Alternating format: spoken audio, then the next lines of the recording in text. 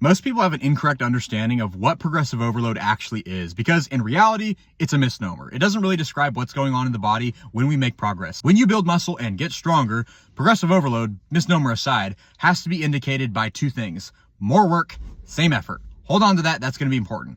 But let's talk about a different subject that most people don't connect to this one, which is caloric intake. I've seen this a lot on my For You page, but it's becoming more widely accepted that maintenance level is all that is needed to gain a maximum amount of muscle when compared to caloric surplus. And I think that's a really insightful way of thinking, and we need to bring it into this subject. Muscle tissue is energetically expensive. It costs more to keep the lights on when you have more muscle tissue on your body. So if you gain muscle, you need to increase your calories, but you're not eating in a surplus when you do that. You are just keeping up with your new level of maintenance because your energy expenditure has gone up. Why do we not think about progressive overload in exactly the same way? Because the physiological principle is identical. You impose a stimulus on a muscle, and that has a corresponding effort that goes along with it. And when that effort drops relative to the weight or the reps that you are doing, you then therefore have to keep up with those adaptations by increasing the weight or doing more reps. You cannot force adaptations along by adding weight before you are ready. And what defines when you are ready